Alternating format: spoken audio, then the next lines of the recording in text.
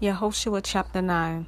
And it came to be when all the sovereigns who were beyond the Jordan, in the hills and in the low country, and in all the coast of the great sea toward Lebanon, the Hittite, and the Amorite, and the Canaanite, and the Perizzite, and the Hivite, and the Jebusite heard, they gathered together to fight with Yahusha and Israel with one accord. And the inhabitants of Gibeon heard what Yahusha had done to Jericho and Ai, and they acted slyly, and went and pretended to be envoys. And they took old sacks on their donkeys, old wineskins torn and mended, and old and patched sandals on their feet, and old garments on themselves. And all the bread of their provision was dry, it was crumbs. And they went to Yahusha to the camp at Gilgal, and said to him and to the men of Israel, We have come from a far land, and now make a covenant with us. But the men of Israel said to the Hivites, It could be that you dwell in our midst, so how will we make a covenant with you? And they said to Yahusha, We are your servants. And Yahusha said to them, Who are you, and where do you come from? So they said to him, From a land very far off your servants have come, because of the name of Yah, your power. For we have heard the report of him, and all that he did in Mitzrayim, and all that he had done to the two sovereigns of the Amorites who were beyond the Jordan, to Sihon, sovereign of Heshbon, and Og, sovereign of Bashan, who was at Asheroth.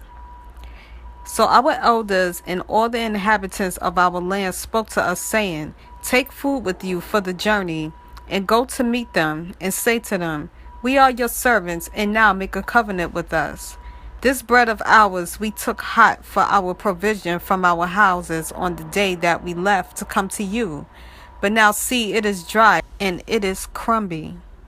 And these wineskins which we filled were new, and see, they are torn.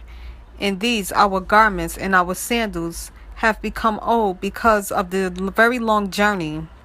And the men of Israel took some of their food, but they did not ask the mouth of Yah. And Yahusha made peace with them, and made a covenant with them, to let them live. And the rulers of the congregation swore to them. And it came to be at the end of 3 days, after they had made a covenant with them, that they heard that there were their neighbors who dwelled near them. And the children of Israel set out and came to their cities on the 3rd day. Now their cities were in Gibeon, in Kephirah, and Be'eroth, and Kiryath Yearim. But the children of Israel did not strike them, because the rulers of the congregation had sworn to them by Yah, power of Israel, and all the congregation grumbled against the rulers. But all the rulers said to all the congregation, We have sworn to them by Yah, power of Israel, and we are unable to touch them now. Let us do this to them. We shall keep them alive, lest wrath be upon us because of the oath which we swore to them. And the rulers said to them, Let them live, but let them be woodcutters and drawers of water for all the congregation, as the rulers had promised them. Then Yahusha called for them, and he spoke to them, saying, Why have you deceived us, saying, We are very far from you, yet you are dwelling in our midst? And now you are cursed, and you shall not cease from being slaves and woodcutters and drawers of water for the house of my Yah. And they answered Yahusha and said, Your servants were clearly told that Yah, your power, commanded his servant Moshe to give you all the land, and to destroy all the inhabitants of the land from before you. So we were very much afraid for our lives because of you, and have done this deed. And now see, we are in your hands. Do with us as it seems good and right to do to us. And he did so to them, and delivered them out of the hand of the children of Israel, and they did not kill them. In that day Yahusha made them woodcutters and drawers of water for the congregation, and for the slaughter place of Yah, even to this day, at the place that he should choose.